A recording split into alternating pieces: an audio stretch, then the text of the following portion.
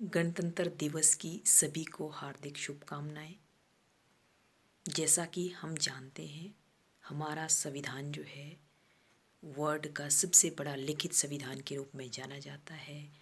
1946 से हमारे देश का संविधान बनना शुरू हो गया था, जो आखिरकार 26 जनवरी 1949 को बनकर तैयार हो गया था और लागू हुआ 26 जनवरी 1950। वैसे तो डॉक्टर भीमराव अंबेडकर संविधान के निर्माता जाने जाते हैं, पर उनके साथ साथ बहुत सारे लोग और भी शामिल थे। 289 मेंबर्स थे कॉन्स्टिट्यूएंट कमेटी के, जिन्होंने संविधान में अपनी भागीदारी दिखाई, सोच समझ के बनाया, और कुछ एक लोग इसके परमानेंट सदस्य थे और कुछ एक टेम्पोरेरी। तो आइए जानते हैं क्या होता है संविधान किसी भी देश का, क्यों उसको देश के लिए ज़रूरी होता है, देश को चलाने के लिए संविधान की क्यों ज़रूरत पड़ती है। तो आइए समझते हैं आज 26 जनवरी के दिन भारत के संविधान को। भारत का संविधान समझने से पहले ज़रूरी है हमें किसी भी देश के संविधान के कॉन्सेप्ट को समझना। तो चलिए शुरू करते हैं कॉन्सेप्ट से, टाइप्स से, सिग्निफिकेंस से और ज़रूरत से संविधान की कि हमें जो है संविधान क्यों ज़रूरी होता है किसी भी देश को चलाने के लिए। आसान सा एग्जाम्पल लेते हैं एक हाइपोथेटिकल सोसाइटी का, जो हर तरह के ह्यूमन बींग्स के लिए ज़रूरी होता है। हर तरह के ह्यूमन बींग जो है किसी ना किसी सोसाइटी में रहते हैं। अब सोसाइटी में रहने के लिए हमें किन किन चीज़ों की ज़रूरत होती है। सबसे पहले जो बेसिक नीड होती है हमारी, फूड, शेल्टर, एजुकेशन, सिक्योरिटी, और साथ ही साथ शोषण के खिलाफ आवाज़ उठाने का अधिकार वहाँ पे इंडिविजुअल को होना चाहिए। और उसके साथ साथ हमें अपने इक्वल राइट्स होने चाहिए हमारे साथ में। हमारे ऊपर गवर्न करने के लिए कोई ना कोई रिप्रेजेंटेटिव हमारा होना चाहिए, और जिसके पास हाथ में कुछ ना कुछ पावर होनी चाहिए। अब रिप्रेजेंटेटिव के पास पावर होने का मतलब भी ये नहीं होता है कि उसको हर तरह की छूट दी जाए, खुली छूट मिल जाए ताकि वो अपने पावर्स का मिसयूज़ कर सके। ऐसा भी नहीं है। उनकी पावर पे रिस्ट्रिक्शंस का होना भी ज़रूरी है, कुछ ना कुछ लिमिट होनी चाहिए। तो वो सब काम किसका होता है? एक संविधान का। संविधान में ये लिखित रूप में मेंशन किया जाता है। अगर जो मैंने आपको अभी तक बताया, अगर इसकी कंबाइंड एक शब्द हम लेते हैं, जो मैंने इतने सारे कॉन्सेप्ट, टाइप, सिग्निफिकेंस बताए, उसको हम एक कंबाइंड रूप से एक शब्द अगर नाम देते, ये हमारा कॉन्स्टिट्यूशन कहलाया जाता है कंबाइंड लैंग्वेज में, जिसमें कि हमारे rule and regulation, fundamental rights and duties पाई जाती हैं। अब कॉन्स्टिट्यूशन को आगे समझते हैं। किसी भी सोसाइटी या कंट्री को गवर्न करने के लिए हमारे कॉन्स्टिट्यूशन की मतलब कॉन्स्टिट्यूशन की ज़रूरत होती है, जिसमें रूल एंड रेगुलेशंस हो। अगर हम इसको एक कंट्री के लेवल पर समझते हैं, तो किसी भी देश को जनता के ऊपर गवर्न करने के लिए हमें गवर्नमेंट की ज़रूरत होती है। तो अब जब गवर्नमेंट को क्या करना होगा, गवर्नमेंट अपनी मर्ज़ी से कुछ का कुछ नहीं कर सकती है। उनके सामने भी कुछ ना कुछ सेट ऑफ रूल्स होते हैं, उन्हें भी कुछ सिस्टम फॉलो करना पड़ता है कि देश को चलाना कैसे है। ठीक है, पावर्स होती हैं गवर्नमेंट के पास, उन पावर्स के ऊपर भी लिमिटेशन का होना ज़रूरी है। तो उसके लिए कॉन्स्टिट्यूशन में ऑर्गन्स में डिवाइड की गई होती हैं पावर्स को। जैसे कि जैसे हमारे भारत के संविधान की बात ले लो, तो उसमें 3 ऑर्गन्स है स्टेट के। जैसे सबसे पहला ऑर्गन होता है लेजिस्लेटर, जिसका काम होता है कानून को बनाना, रूल एंड रेगुलेशन को बनाना। फिर दूसरा ऑर्गन जो होता है वो जुडिशरी होता है। इसका मेन रोल होता है उन रूल एंड रेगुलेशन को सुपरवाइज करना और उन कानूनों को इंटरप्रेट करना। और ज़रूरत पड़ने पर नल और वॉइड करना अगर कोई लॉ रूल एंड रेगुलेशन ढंग से नहीं बनाया गया है, मतलब कि उसको खारिज करना।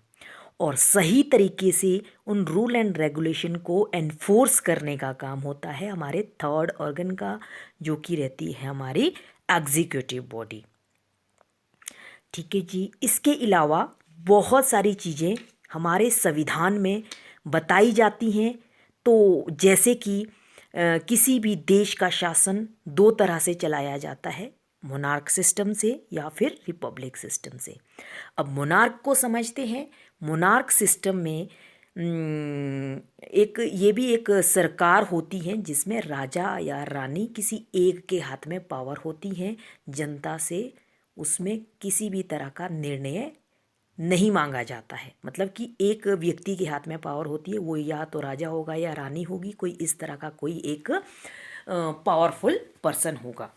रिपब्लिक में हम रिप्रेजेंटेटिव चुनते हैं। दूसरी टाइप जो मोनार्की सिस्टम के साथ हम देश में पाए जाने वाला सिस्टम होता है वो हमारा रिपब्लिक होता है। अब अगर टाइप्स की बात करूं तो वो हमारी डेमोक्रेटिक टाइप की गवर्नमेंट होती हैं और नॉन डेमोक्रेटिक टाइप की गवर्नमेंट भी पाई जाती हैं।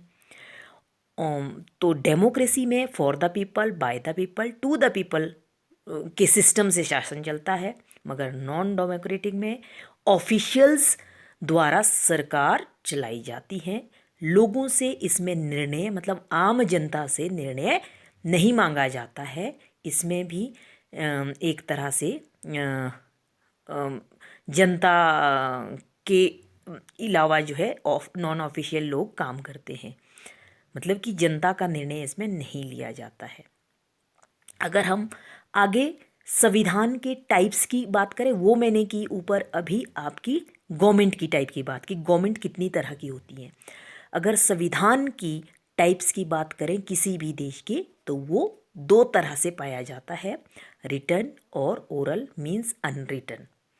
अब बहुत ज़्यादा फर्क भी नहीं है इसमें। रिटन में क्या होता है, रिटन कॉन्स्टिट्यूशन में एक जो संविधान होता है वो एक वेल ऑर्गेनाइज्ड वे में लिखित रूप में होता है। एक तौर तरीके से उसमें रूल एंड रेगुलेशन को लिखा जाता है और उनको जो है आगे लिखित रूप में ही इम्प्लीमेंट भी किया जाता है। जो अनरिटन होता है वो कुछ ऐसा संविधान होता तो वो भी रिटन भी हो सकता है, अनरिटन मतलब कि ओरली भी उसमें कुछ रूल एंड रेगुलेशंस बनाए जाते हैं, मगर वो एक सिस्टमेटिक और वेल ऑर्गेनाइज्ड वे में नहीं होता है। जैसे लाइब्रेरी की आप इसमें एग्जांपल ले सकते हैं। लाइब्रेरी में बुक्स बहुत सारी होती हैं, उसमें से हर व्यक्ति हर बुक को नहीं पढ़ सकता, कुछ पढ़ भी सकता है और कुछ नहीं भी पढ़ सकता है। मगर रिटन वाले संविधान में ये सिस्टमेटिकली तौर तरीके से चलाया जाने वाला एक टाइप्स ऑफ कॉन्स्टिट्यूशन है। अब जो है टाइप्स की अगली बात करें तो, और किसी देश में संविधान बिल्कुल फ्लेक्सिबल होता है और किसी देशों में जो है संविधान थोड़ा सा रिजिड होता है। इसका बेस्ट एग्जांपल है आपका फ्लेक्सिबल संविधान का ब्रिटेन में जो कॉन्स्टिट्यूशन पाया जाता है वो बहुत फ्लेक्सिबल है। फ्लेक्सिबल कॉन्स्टिट्यूशन में हम चेंज जो है कर सकते हैं। जो एक बार कानून बन गया उसके ऊपर हम अमेंडमेंट करके उसको चेंज किया जाता है। तो रिजिड थोड़ा कठोर संविधान में आ जाता है। इसका बेस्ट एग्जांपल हमारे पास यूएसए है और इसमें चेंज लाना इतना आसान नहीं होता है। अब करते हैं बात भारत के संविधान की कि क्या खासियत है हमारे संविधान की, क्यों इसको वर्ल्ड का बिगेस्ट रिटन कॉन्स्टिट्यूशन माना जाता है। क्योंकि जैसा आप सभी जानते हैं भारत में डाइवर्सिटी पाई जाती है on the basis of language, on the basis of culture, on the basis of food, on the basis of everything.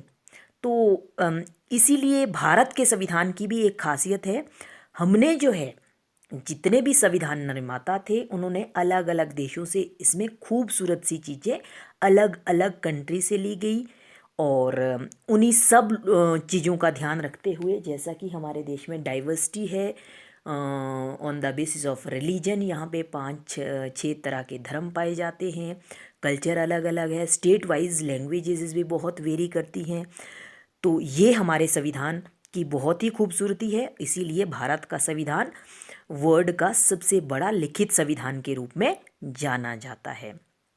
जहां अब हम बात करते हैं आगे इम्पोर्टेंस की। किसी भी देश का संविधान उस देश के लिए वो इम्पोर्टेंट क्यों होता है?